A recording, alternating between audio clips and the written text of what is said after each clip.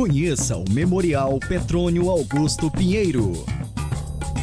Olá amigos, este é mais um programa Ponto de Equilíbrio, uma parceria entre o Amazon-Sat e o Jornal do Comércio. No programa de hoje, nós viemos até o Centro Cultural Palácio da Justiça, onde nós vamos conhecer um pouco da saga dos empreendedores brasileiros. Vamos à matéria que a nossa produção preparou para você.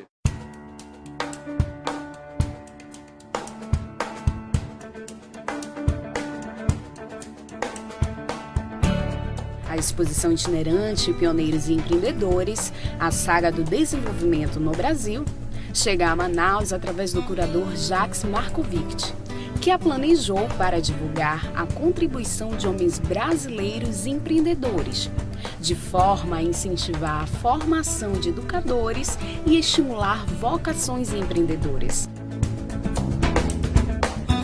A mostra começou no dia 6 deste mês e vai até 4 de agosto. As visitas estão abertas gratuitamente para o público de terça a sábado, das 10 às 17 horas e aos domingos, das 17 às 21 horas, no Palácio da Justiça, localizado no centro de Manaus. Professor, na trilogia que o senhor escreveu, Pioneiros e Empreendedores, a saga do desenvolvimento do Brasil, o senhor descreve 24 empresários da indústria e do comércio que se notabilizaram pelos seus trabalhos pioneiros e que até hoje mantêm seus grupos ativos, grande parte deles. Mas a minha pergunta é: que critérios nortearam essa delimitação? Não deve ter sido fácil. O Brasil teve mais que 24 empreendedores em todo o território. O senhor conseguiu identificar 24 que pudessem ser os expoentes dentro da obra. Qual foi o critério que o senhor utilizou? Foram 3 critérios. O primeiro é a diversidade regional. Era importante nós termos pioneiros desde a região norte até a região sul, começando com o Gerdau, terminando com o Benchimol, passando pela região nordeste, passando pelo centro-sul, enfim, uma diversidade regional. Segundo, pioneiros que conquistaram a memória coletiva, que todos lembram do papel que eles desempenharam, regionalmente ou nacionalmente.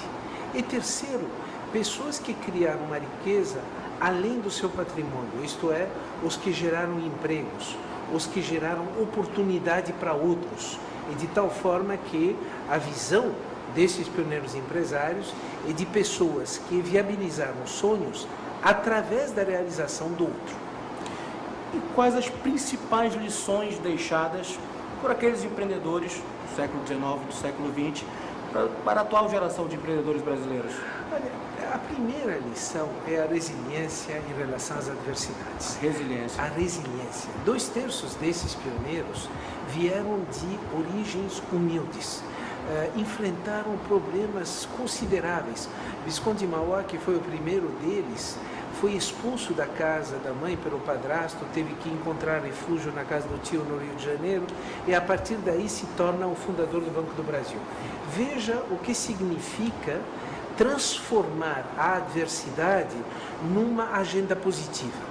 Em vez dela ser uma fonte de sentimento de derrota, pelo contrário, o enfrentamento da adversidade muito jovem se constitui numa forma de superá-la. E a partir daí, essa se constitui numa contínua forma de responder aos desafios do labirinto. Além dessas características, o que o senhor em sala de aula consegue transmitir para a próxima geração, para os futuros empreendedores? Olha, a partir desse exercício delicioso. Para as gerações de hoje, é sair das telas e ir ao encontro do mundo real, que é o que os empreendedores pioneiros fizeram, não porque eles quiseram, porque muitos deles tiveram que migrar da Europa ou do Japão para vir para o Brasil por falta de condições de sobrevivência. Nós tivemos como Jafé, que veio do Líbano por falta de condições de sobrevivência, mas eles, por esses motivos, foram ao encontro do outro e desenvolveram uma sensibilidade transcultural que foi decisiva nos seus projetos, porque encontrar o mercado, saber o que o outro precisa, é um elemento crítico para montar um negócio ou pensar no empreendimento. Então, para hoje, talvez o mais importante é se alimentar, conhecer através da tela, mas se nós queremos criar algo de inovador, vamos ao encontro da realidade. Sim. Aqui na nossa região nós chamamos isso de colocar os pés na lama. Exatamente. Cair a campo, entender o problema, entender, dependendo do contexto, o negócio, as pessoas, o consumidor, a logística. Mas muito bem, eu espero que você aí em casa esteja curtindo. Daqui a pouco nós estaremos de volta para falar um pouco mais dessa exposição Pioneiros Empreendedores. E antes do intervalo, você vai ver no quadro Direto ao Ponto a opinião da população sobre o livro.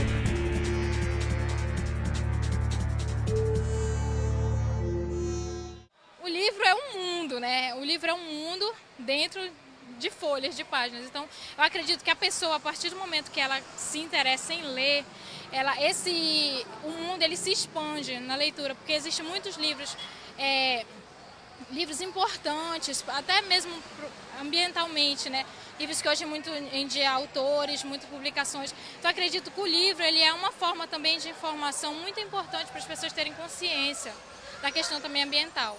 O livro é amigo, o livro é importante demais, assim, porque hoje nós estamos muito limitados na internet, não que isso seja errado, né? Mas o livro, você não precisa de energia, você não precisa de nada disso para poder ter acesso à informação.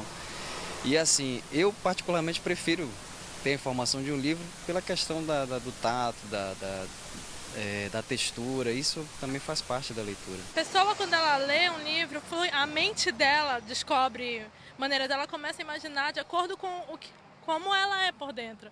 Às vezes você está lendo um livro, mas para outra pessoa é completamente diferente aquela história. Então é interessante, a pessoa estimula a mente dela cada vez mais. Então é fato assim, que as crianças que normalmente começam a ler desde cedo, acabam desenvolvendo, são criativas, desenvolvem um hábito, a leitura, e também ficam bem mais assim, espertas do que é considerado as outras crianças.